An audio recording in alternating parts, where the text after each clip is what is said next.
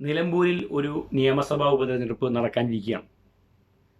Election commission ഒരുപക്ഷെ ഏറ്റവും അടുത്ത ദിവസങ്ങളിൽ ഏത് നിമിഷവും നിലമ്പൂരിലെ ഉപതെരഞ്ഞെടുപ്പ് പ്രഖ്യാപിക്കാൻ സാധ്യതയുണ്ട്. എന്നാൽ മറ്റൊരർത്ഥത്തിൽ നിയമസഭയുടെ കാലാവധി കഴിയാൻ ഒരു വർഷം മാത്രം ബാക്കി നിൽക്കെ മറ്റു ചില സാങ്കേതിക കാരണങ്ങളാൽ ഒരുപക്ഷെ തെരഞ്ഞെടുപ്പ് തന്നെ ഉപതെരഞ്ഞെടുപ്പ് ഉണ്ടാകുമോ എന്ന കാര്യത്തിലും ചില സംശയങ്ങൾ ഉന്നയിക്കുന്നുണ്ടെങ്കിൽ പോലും ഏറ്റവും അടുത്ത ദിവസങ്ങളിൽ ഒരുപക്ഷെ ഏത് നിമിഷവും ഉപതെരഞ്ഞെടുപ്പ് പ്രഖ്യാപിക്കാനുള്ള സാധ്യതയാണ് നിലമ്പൂരിൽ കാണുന്നത്. അപ്പോൾ അതുകൊണ്ട് തന്നെ മുന്നണികൾ ഇലക്ഷൻ കമ്മീഷൻ തെരഞ്ഞെടുപ്പ് പ്രഖ്യാപിച്ചാൽ ഉടനെ സ്ഥാനാർത്ഥിയെ പ്രഖ്യാപിക്കും എന്ന രീതിയാണ് കഴിഞ്ഞ ചില ഉപതെരഞ്ഞെടുപ്പുകളായി കോൺഗ്രസ് UDF അനുവർത്തിച്ചു വരുന്നത്. അപ്പോൾ അതുകൊണ്ട് തന്നെ കമ്മീഷൻ തെരഞ്ഞെടുപ്പ് പ്രഖ്യാപിച്ച ഉടനെ സ്ഥാനാർത്ഥി ഉണ്ടാകുമെന്നാണ് പറയുന്നത്. അപ്പോൾ അങ്ങനെയാണെങ്കിൽ സ്വാഭാവികമായിട്ടും സ്ഥാനാർത്ഥി ചർച്ചകൾ ആരംഭിക്കുകയും ഒരു സ്ഥാനാർത്ഥിയെ തീരുമാനിക്കുകയും ചെയ്യേണ്ട ഒരു സമയമായിട്ടുണ്ട് എന്നുള്ളതുകൊണ്ട് തന്നെ സ്ഥാനാർത്ഥി ചർച്ചകൾ വളരെ സജീവമായി നടക്കുകയാണ്. UDF നിന്ന് ആര് സ്ഥാനാർത്ഥിയാകും എന്നുള്ളത് തന്നെയാണ് ഉറ്റുനോക്കുന്നത്.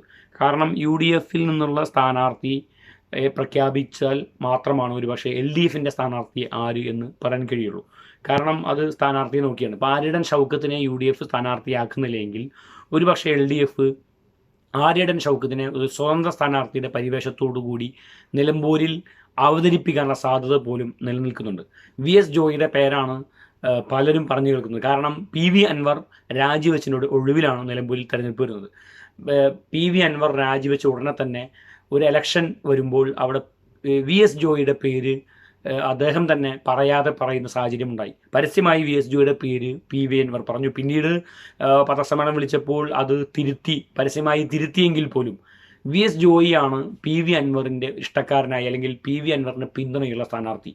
എന്നാൽ കാലങ്ങളായി, വർഷങ്ങളായി, ദശാബ്ദങ്ങളായി നിലമ്പൂരിൻ്റെ മണ്ണിൽ രാഷ്ട്രീയ പ്രവർത്തനം നടത്തുന്ന ആര്യടൻ മുഹമ്മദ്, പ്രവർത്തനം നടത്തിയിരുന്ന നിരവധി തവണ MLA ആയിട്ടുള്ള ആര്യടൻ മുഹമ്മദിൻ്റെ മകൻ കൂടിയിട്ടുള്ള ആര്യടൻ ഷൗക്കത്തിനെ അങ്ങനെ എഴുതിത്തള്ളി മാറ്റി നിർത്തിക്കൊണ്ട് കോൺഗ്രസിന് ഒരു സ്ഥാനാർത്ഥി നിർണയം നിലമ്പൂരിൽ അത്ര എളുപ്പമല്ല. അങ്ങനെ വന്നാൽ ഇപ്പോൾ അൻവറിൻ്റെ കൂടി പിന്തുണ ഉറപ്പിച്ചുകൊണ്ട് VS ജോയിയെ സ്ഥാനാർത്ഥിയാക്കിയാൽ, ഒരു ക്രൈസ്തവ മുഖം എന്ന നിലയിൽ സ്ഥാനാർത്ഥിയാക്കിയാൽ PV അൻവറിൻ്റെ ഇഷ്ടക്കേട് അനുഭവിക്കേണ്ടി വരും. ഒരുപക്ഷെ ആര്യടൻ ഷൗക്കത്തിനെ LDF സ്വതന്ത്ര സ്ഥാനാർത്ഥിയായി ഇറക്കിയാൽ ഒരുപക്ഷെ അവിടെ UDF അനുകൂലമായി നിലനിൽക്കുന്ന സാഹചര്യം ഇല്ലാതാവും. കാരണം നിയമസഭാ പൊതു തെരഞ്ഞെടുപ്പ് നടക്കാൻ ഒരു വർഷം മാത്രമാണ് ബാക്കിയുള്ളത്. അതിനു മുമ്പ് നടക്കുന്ന ഉപതെരഞ്ഞെടുപ്പ് എന്ന് പറയുന്നത് ഒരു അജണ്ട സെറ്റ് ചെയ്യുന്ന തെരഞ്ഞെടുപ്പാണ്. ഈ തെരഞ്ഞെടുപ്പിൽ LDF അനുകൂലമായി ഒരു വിധിയുണ്ടായാൽ അത് UDF സാധ്യതകളെ ബാധിക്കും എന്നുള്ളത് കൊണ്ട് തന്നെ UDF വളരെ കരുതലോടുകൂടിയാണ് നിലമ്പൂരിലെ തെരഞ്ഞെടുപ്പിൽ ഒരു സ്ഥാനാർത്ഥി നിശ്ചയിക്കുക എന്ന കാര്യത്തിൽ തർക്കമില്ല.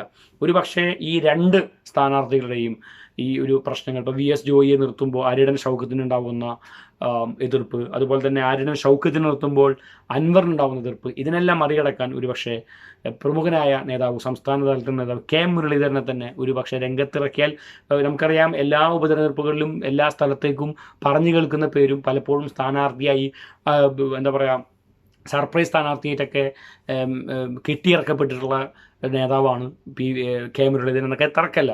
പക്ഷേ നിലമ്പൂരിൽ വലിയ വേരുകളുള്ള നേതാവാണ്. പഴയ PV അൻവറിൻ്റെ ഇഷ്ടക്കാരൻ കൂടിയാണ് മുരളീധരൻ. ഒരു കാലത്ത് DIC ഉണ്ടായിരുന്ന നേതാവാണ് PV അൻവർ. അപ്പോൾ PV അൻവറിനൊന്നും വലിയ എതിർപ്പ് പ്രകടിപ്പിക്കാൻ കഴിയുന്നില്ല, എതിർപ്പൊന്നും പ്രകടിപ്പിക്കാൻ സാധ്യതയില്ല. എന്നാൽ VS ജോയി, ആര്യടൻ ഷൗക്കത്ത് വിഭാഗങ്ങൾക്കിടയിലെ തർക്കം പരിഹരിക്കാൻ കഴിഞ്ഞ് എന്തുകൊണ്ടും വിജയിച്ച് കയറാൻ കഴിയുന്ന നേതാവാണ് മുരളീധരൻ.